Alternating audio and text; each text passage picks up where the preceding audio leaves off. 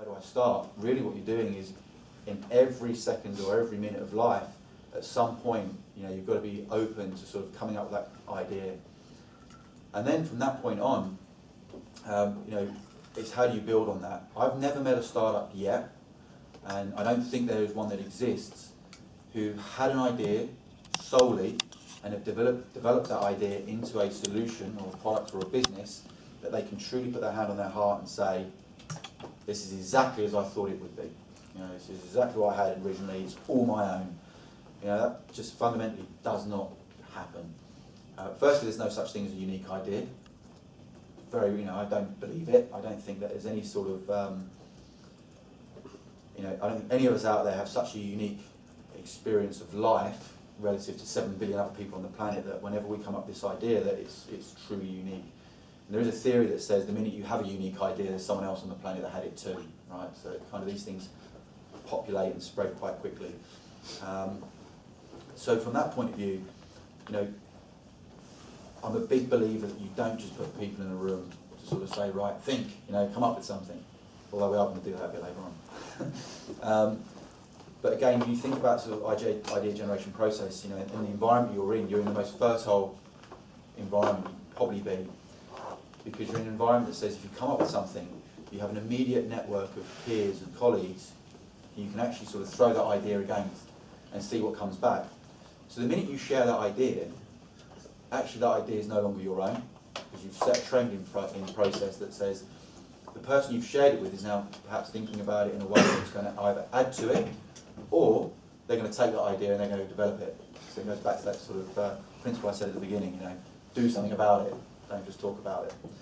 So idea generation for me is something that's very spontaneous, and it's something that is all about sharing. If you have an idea and you keep it to yourself, by and large you're going to keep it to yourself for your life. It's going to be that sort of, I've got £1 million idea, but if I tell anyone about it, then it's not unique. And so my advice on that side of things from a startup perspective, as and when you guys sort of are going out pitching investors particularly, just share everything. Don't say we've got some secret sauce, but we're not going to tell you what that is. The difference between your secret sauce and an investor is the investor's got money and they're going to enable you to go and monetize your secret sauce. So from that perspective, the other difference is an investor isn't actually necessarily going to say, well, thanks for that secret sauce, I'm going to take it elsewhere and do what I want with it. They're going to try and enable you if they believe enough in you to go and do something about it. So that's really got to come across in anything you do. Idea generation, as I say, is about sharing, and it's about being spontaneous, and it's about being inspired by your everyday events. Which is why corporates do not do it very well. They run big programs, and they will have competitions, and they'll offer incentives, and they'll say, look, just throw your idea at the board, and somebody somewhere will pick it up. Which means somebody's job is to say whether or not what your idea, is to say whether your idea is a good idea.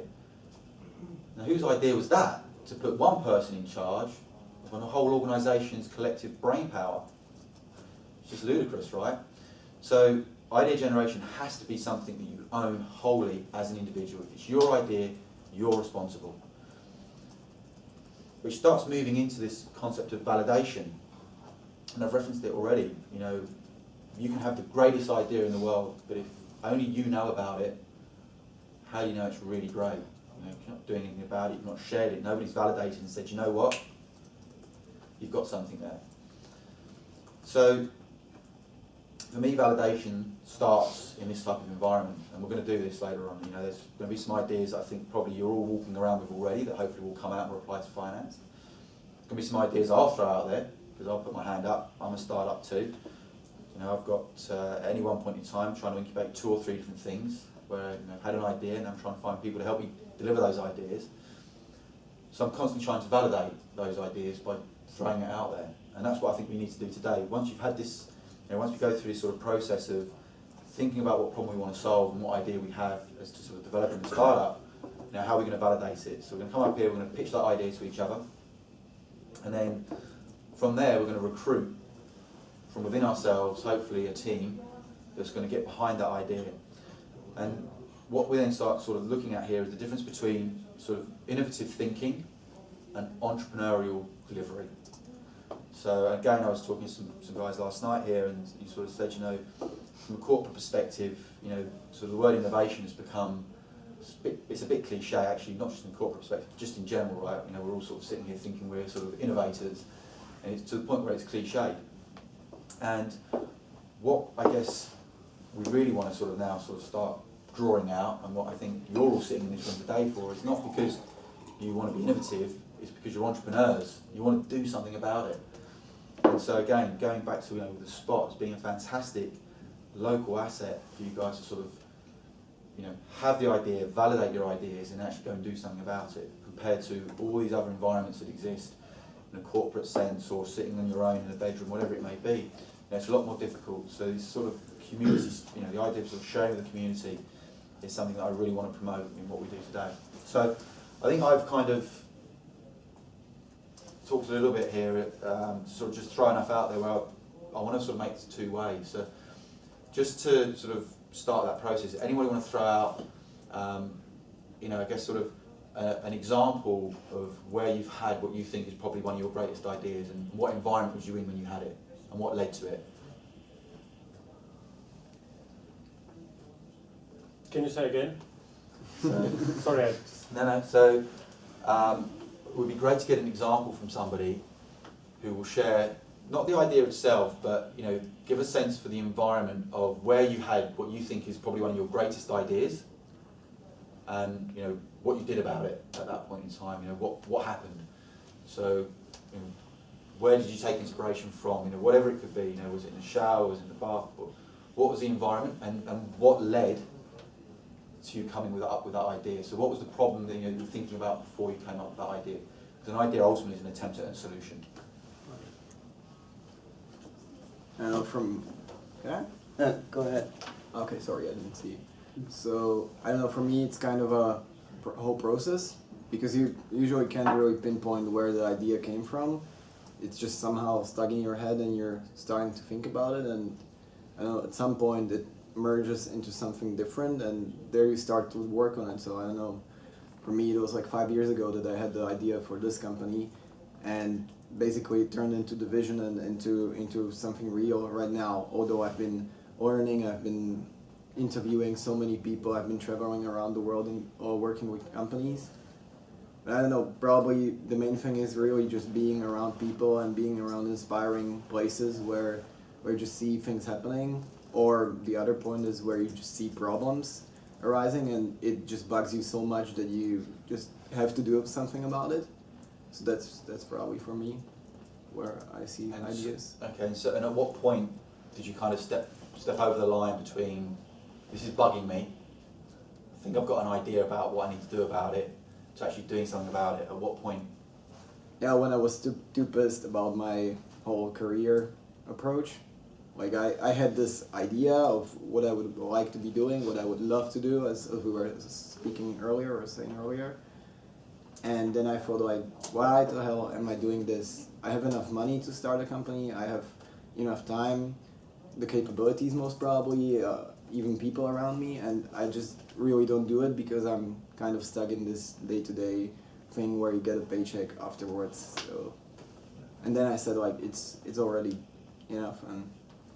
And so how many people in that as part of that process did you speak to at that point in time? At that point in time, yeah. I don't know, I just quit, so that was the first guy that I had to... The first guy that knew? Yeah. And yeah, there were probably many, especially a mentor of mine, a long-term one, so we're just discussing this. And he said, okay, go for it, yeah. So I'll pick up on that in a minute. So sort of that whole sort of mentoring approach to idea validation, because that's actually about finding, so to a degree it's an emotional sponsor, right? Because actually having an idea and being brave enough to do something about it is a pretty emotional journey. A lot of risks along the way that you're going to take. You hope that you have the skill set and the capabilities to actually sort of, have the maximum downside on that risk, but ultimately, it's an emotional experience at every level. So it goes back to what I kind of sort of mentioned earlier on about this sort of idea of, share it from day one, because you're going to need that support network to enable you to have the confidence to a degree to take things forward. So just get another example, hand up here. Yeah, an example for me was that I think ideas come really fast and often, and usually it's most of the time it comes when you have when you can relax. So for example, in the shower, for me it's a lot of when I'm doing sports, then I have a lot of ideas. But I don't take action all the time. I only take action if the idea is bugging me, if it comes again and again and again. And then if I notice that it comes often, then I start doing something about it.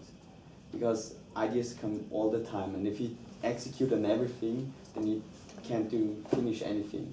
So yeah, I think ideas come often, but you still have to focus and throw them away and be good about it to just throw them away. So I just want to start. Feel good about it. That's important. Yeah, I just want to start catching some of this. So, right, what? So.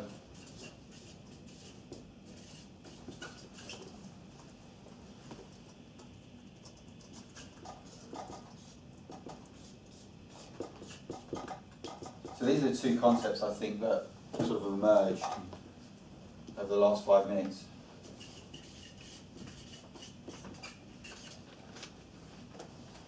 The be inspired piece for me, you know, you can look at the world around you and see those that are doing things, and that's great for them, right? It's quite motivational, gives a big kick up the backside, but it's not, I don't look at that as inspiration. You know, it's motivational to a degree, but it's not inspirational. For me, you know, the inspiration is something that everyone has within, you know, be inspired to do something.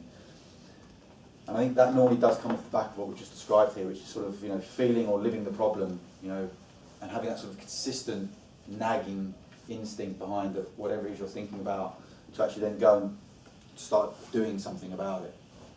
So, from a validation point of view, I think you guys sort of described, you know, clearly you can have an idea anywhere. You can have an idea in here today or two, hopefully. But what I just want to sort of just now capture a little piece of, from a validation perspective, you know, where do you go to validate that idea? You know, where's the first place, and how do you know you validated an idea? What do you think is the, you know, sort of the first step when you've got to this point? It's nagged you enough. You want to do something about it. Where do you go? Maybe a good way is to create a simple web page with a sign up, and then run a Google campaign with a few bucks and see that people sign up for the service. That's how we did it, for instance.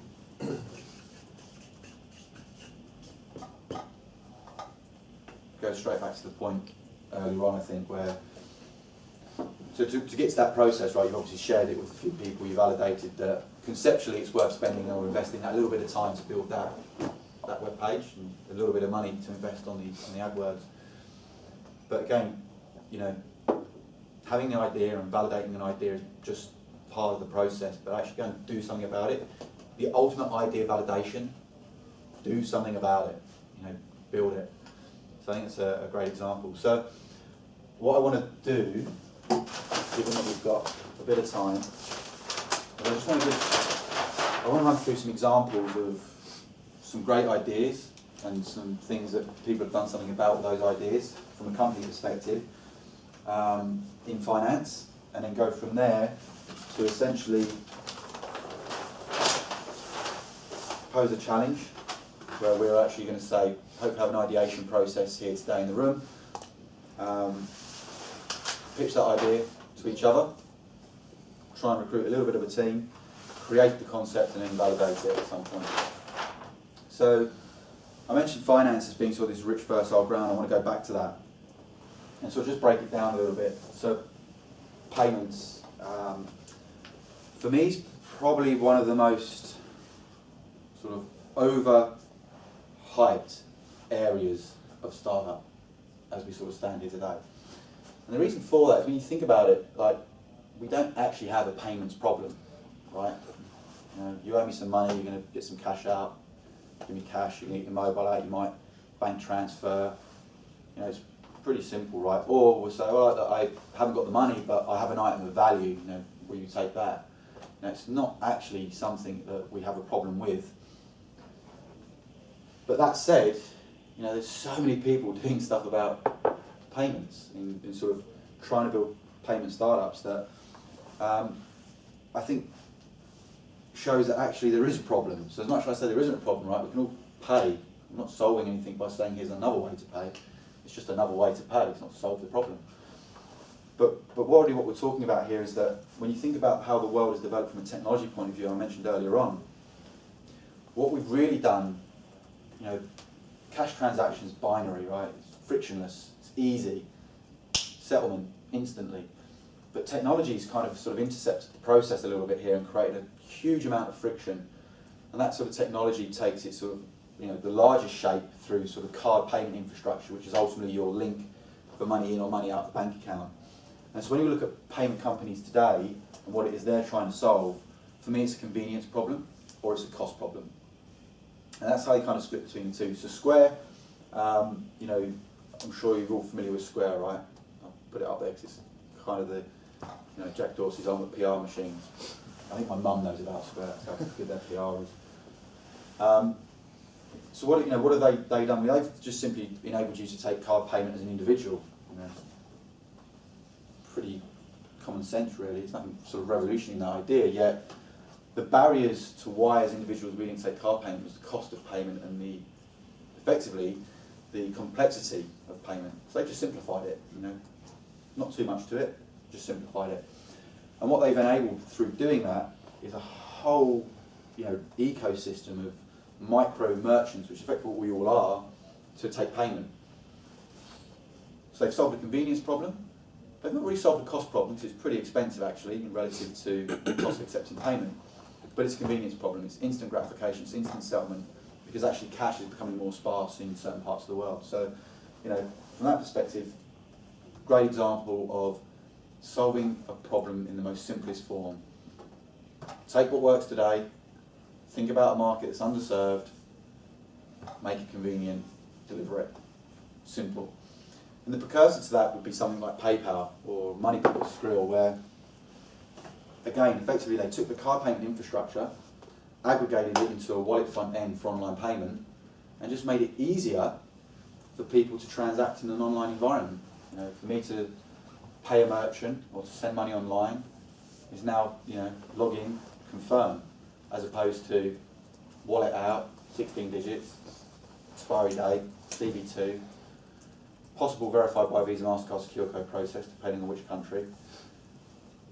And then a bunch of just lame-ass questions from the merchant because they think it's a great idea to interrupt your whole sort of, I just want to buy something process with, you know, tell us something about yourself. Fuck off. I just want what I want, right? So I never want to pay for something. I want it. And so these guys, when I talk about PayPal, talk about Square, the trend is what they're trying to do is to sort of reduce that friction to a degree through simplifying the process of the current infrastructure, but ultimately just bring convenience to lives from the point of view of just say, get to the simplest point of, I want something, make it happen now. So this whole wallet trend is kind of emerging on the back of that. Again, I'm throwing these out here because I want to sort of try and sort of inspire a little bit of thought around what problem can we think about solving in a bit. We think about the wallet space now. You know, so at any one point in time, and I'm probably obviously an extreme example, but I try and condense my apps pretty regularly. So I've got the Starbucks app, which is a wallet essentially. It's decoupled or it's prepaid debit. So in advance of going into Starbucks, I load my account up with £25 normally, drink a lot of coffee, and I can just pay through this, right? It's a mobile wallet, it's fantastic. But do I imagine having something like this for every single merchant and retailer that I go and potentially could go and spend money in any environment, be it online, physical, or over the phone? No.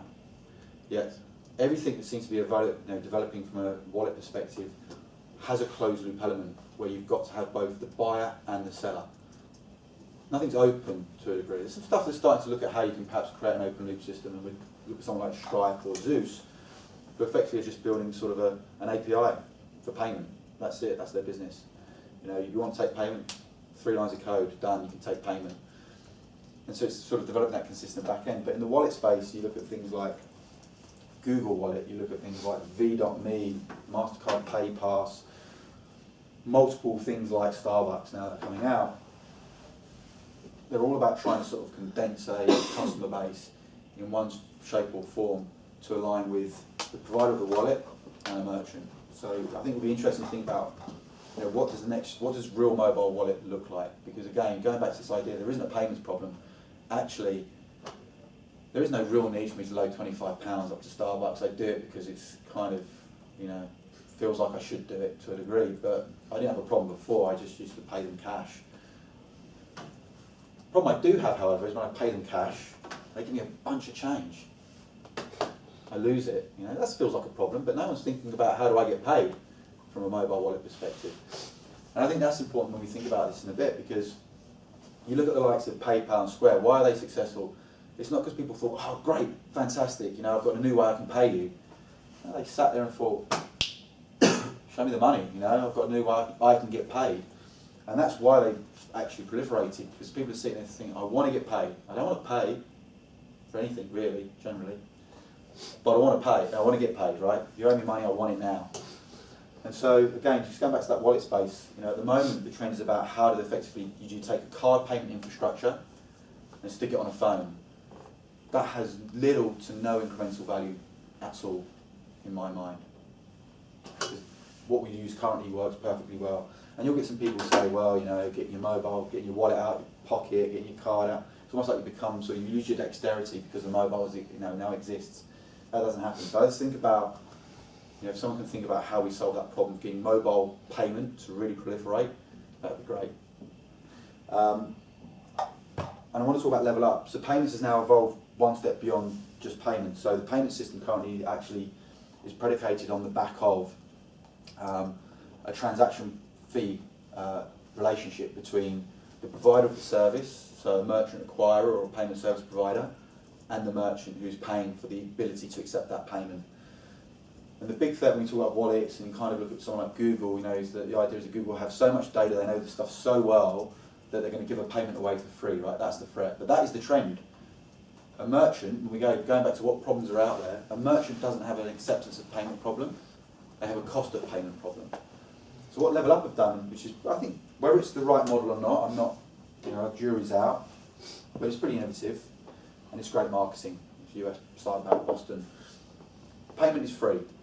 So what you do is you load your credit card detail into a digital format on your wallet, and it's a loyalty application that essentially enables a merchant to put out offers of some form of discount to drive new customers to their location. And when that customer goes in and pays via Level Up, the cost of that payment to the merchant is free, in theory. They're paying about 40% for that new customer to walk through the door to Level Up. So your cost of payment is free, but we're going to charge you 40% to bring you that new customer. So, great marketing. So I don't think the model's necessarily the right one, but what it shows is actually, and there's a whole bunch I can talk about that kind of sort of start looking into the loyalty space, where what people have recognised is that if you are in the wallet, if you are in somebody's front of mind when it comes to wallet, then essentially you're ultimately sort of at the point where you can engage a customer and hopefully turn into a loyal customer. So just banking, again, huge market for opportunity. There is a trend of, I separate them sort of very distinctly, deliberately, because although banking actually supports all current payment infrastructure, even cash, right, they're responsible for putting cash in the ATM network, there is a cost of putting cash into an ATM network. So even a cash acceptance isn't free, but most people think of it as a free form of payment. It gets paid for in some way, shape or form.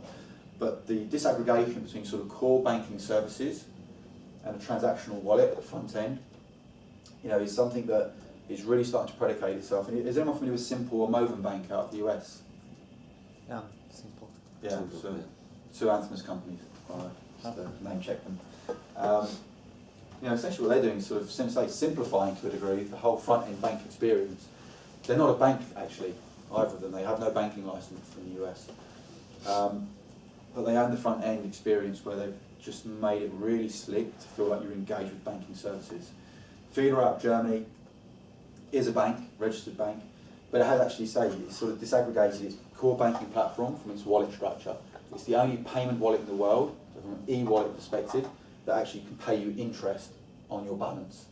So from PayPal's perspective, although they're a registered bank in Luxembourg, for purely tax purposes, they cannot pay you, or they do not pay you interest on your balance in your e-wallet. Fedor can do if you're a fully KYC customer. And then someone like Holvi. So Holvi have taken, so these guys are sort of, that's consumer banking, these are consumer banking plays by and large. Holvi is a startup out of Finland. I'm sure you probably know Christoph, right? Christopher Lloyd. On the CCAP connection. So what they've done is they took just one particular problem. They were hosting a bunch of events and just found that actually managing finances around events is a pain in the arse with traditional banking. So they thought, why not just build an event, banking for events.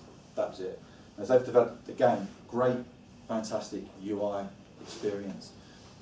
And so when again, think about why is banking such a ripe area of opportunity historically, and it goes back to what I mentioned at the beginning, where we by and large came to our sort of financial experience or bank. We chose our bank based on who our parents were probably using.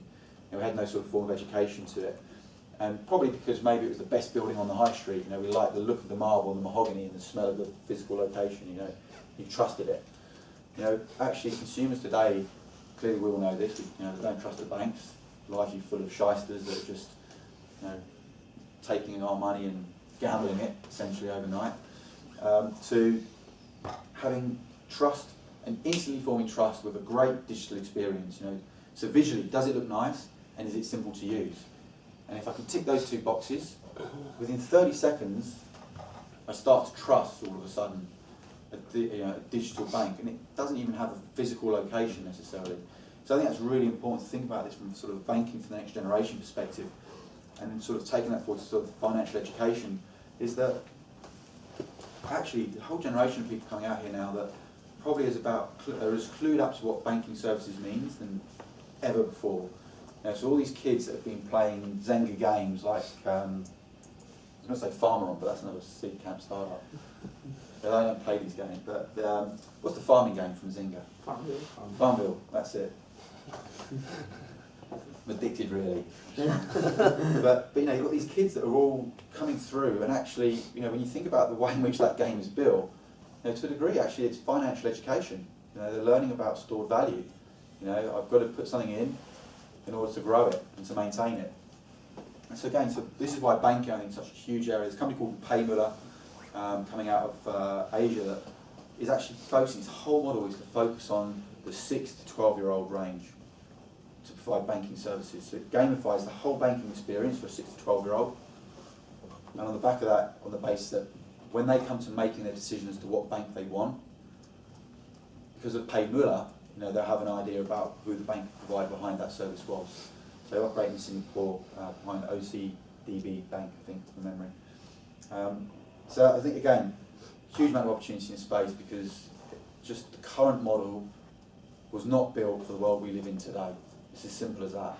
So if you're going to start a game from a blank piece of paper, what would it look like? And I think it's starting to look like things like this, so it'd be interesting to explore that a bit more. I wanted to sort of just reference insurance. I was talking to someone else last night. What's interesting about the insurance market is actually it's probably one of the most opaque business models out there, right? I have no idea how these guys come up with the quotes they give me for home insurance, car insurance, life insurance, public liability insurance, health insurance, dental insurance, phone insurance. I could go on and on and on. I have no idea how they'll come up with it.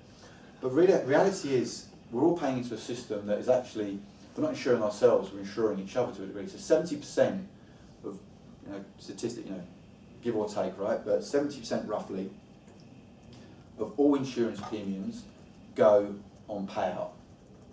So that's the money, that's what you need to actually make sure that everybody, when they make the claim, because they drop coffee on the carpet, they said, oh, the cat knocked it over, and they make a claim for a new carpet, that's what we're all paying for.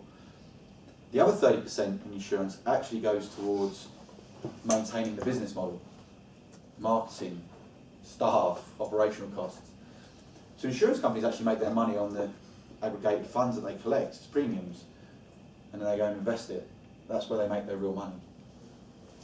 So, with the connection to sort of data and, this smart device, kind of feels like it's really fertile ground to rethink that insurance model. And you're starting to see quite a lot in the telematics space.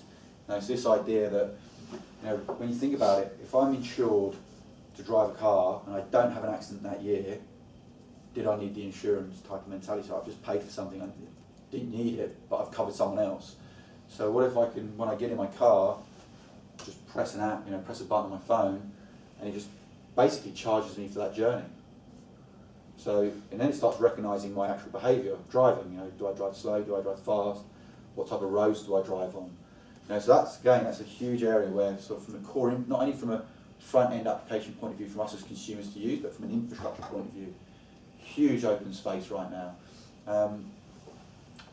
We have a company called Climate Corporation in the US that we've been involved with for quite a while, and what they're doing is they're actually sort of effectively throughout the US putting weather stations every, on a square mile radius basis to provide weather insurance for farmers in the US.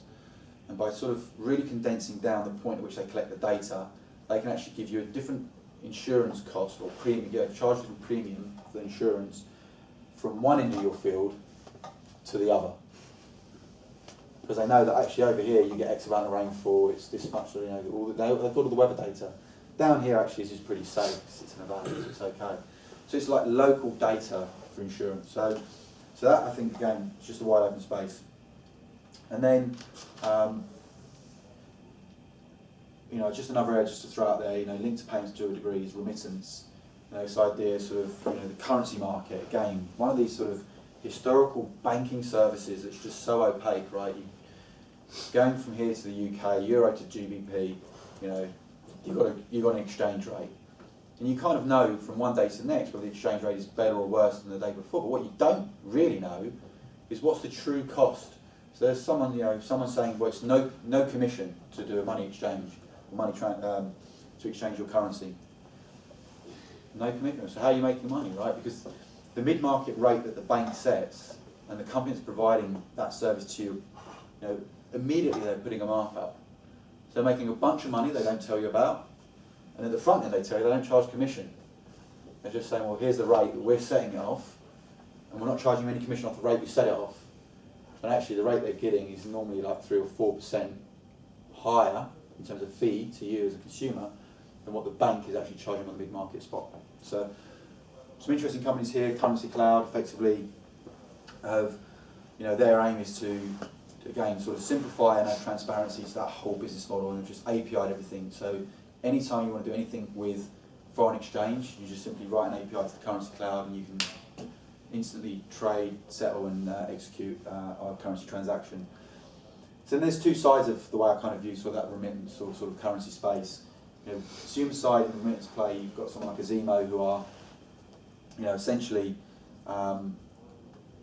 effectively bringing money transfer online through mobile and online. And then Treasury View, which is, again, giving instant data, so effectively eliminating the broker model for corporates. So as I say, a whole bunch of sort of examples there that I just want to sort of throw out and just sort of show that how vast financial services is, and I've only touched like 5% of it. So I've probably rattled on for long enough. What I want to kind of do, and I hope there's some value in this, is that I want to pick a problem. So let's just sort of go around the room and just capture, the financial services in mind. What problem do we kind of feel we most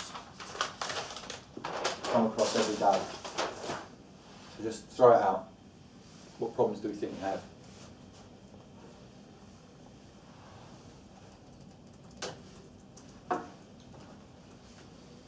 I think I don't have a good overview on what I actually spend my money on.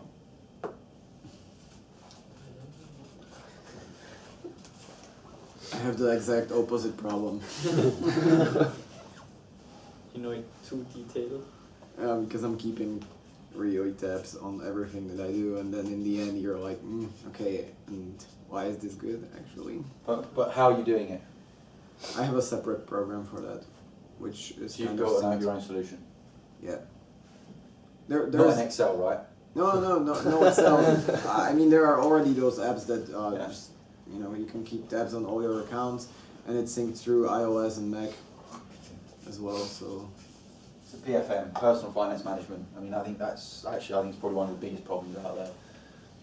again, it goes back to sort of, why is it a problem? Historic legacy banking infrastructure, actually banking evolved on an accounting ledger system. It's this idea of line item money in, money out. And, to a degree, you have to be an accountant to really sort of understand it and sort of line item detail. And so it's obviously clear there's a huge movement towards personal finance management and actually sort of visualising individual information into, individual data into informed information. And so I think that's a huge one. I think it's a good place to start thinking about it. Where else? I don't have cash. Like, Access to I go cash? for a lunch and I don't have cash. And I don't have the card reader or how do you call it? What do you mean? The terminal. So they only take cash. The You terminal. don't have cash. So is that because you don't go to an ATM? Yeah. Or, There again, I have the opposite problem with not wanting cash at all. That's... So actually what I'd like to think, I was just thinking on this one, does cash need to exist? Yeah, like, that's the point. Yeah. Let's get a couple more. I can invest some small cash to the friend startup. I would like to invest in Adam startup and I can't, just small cash, Oh. nothing big. Like without any big bank smoothing. So does he want you to invest? Yeah. I'll get the first part of the problem. No, but I'm talking about small money, like friendly cash or some. So there's a real few money, models like so- so basically like crowd funding, right? That sort of Yeah, models some- like a Kickstarter or Crowdcube. Yeah, inside the Crowdcube. community, like limited to some small cash. I don't know, till €100 or something like that. Okay, so how to describe that one? So actually, it's more about the contractual relationship than anything else, right? You could give them the £100. You could go and give them £100 cash now if you wanted to invest in a startup. But what's your return, right?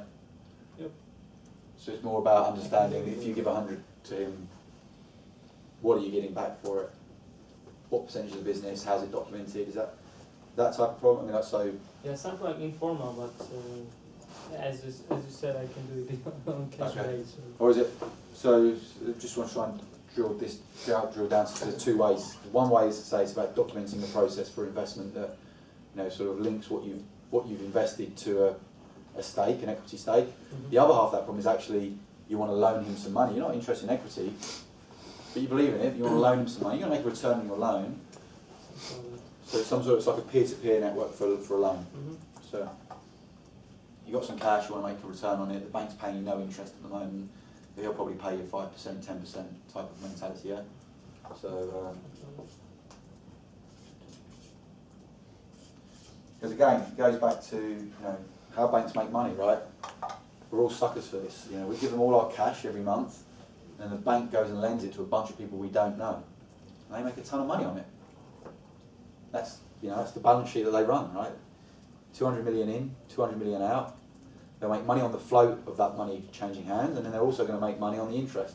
They pay you a small bit of it, right? So you get interest, but it's only a small piece compared to what they're really making on the overnight markets, all that sort of stuff. So all this sort of settlement process that exists today. So this idea when I transfer money, it should be instant. The reason it's not is because if I'm sending it from one bank to another, as I send it out of my bank, they actually hold it overnight, they gamble it, which is effectively what so it's what they do. There's probably a more professional term I could use. Then the receiving bank next day gets the money in, and rather than settle it directly to the person you're paying, they gamble it overnight as well. So that's why it takes like 2-3 days. It's just bang sharp everywhere. So, and then so let's just get one more. I didn't find a solution yet to transfer money to friends easily, or also just transferring small P2P. So payment. so I kind of look at that as like ubiquity, right? So you could have your bank application, you can have PayPal. Yeah, PayPal Yeah. is a But if they don't have solution, PayPal- but yeah, then you have the problem Yeah. again. and they probably don't want to accept PayPal because it means they've got this pain in the arse experience of having to then go and get PayPal to set into their bank account. They can't just go and get the cash out. That sort of stuff. So sort of peer-to-peer payment ubiquity. So interesting, actually, the company called Mobino. Again, this goes back to sort of this idea that actually, you know, is the mobile solution that we need to think about for running a payment system on? You know, what is the real value of it? You know, it's incremental at best, because it's maybe simplifies some things, but actually, how does that interact with the core banking system? You know, it's not very joined up. You know, at the end of the day, if it's sitting on my mobile, but I can't then go and say, great, you've sent me some money to my mobile, I want to go and buy a Coke over here, I can't. What's the point? What's the point? So, okay, so I think there's a few bits and pieces here. So what I think would be good to do is to sort of take these as core themes, is just throw some ideas, whatever comes up, what idea have you got around what the solution should be or looks like, or have you had already? And then if you've got if you've got an idea, just come up, pitch it to us. And I think what would be good then, if somebody sort of in the audience kind of sort of subscribes to that idea, hand up, join the team, and then we're going to break out for 5-10 minutes to give you a chance to actually sort of evolve that idea beyond that initial sort of 30-second pitch. So, do you want to take a quick break, get some inspiration in the toilet, and then come back and pitch if you're feeling good enough to pitch? Okay.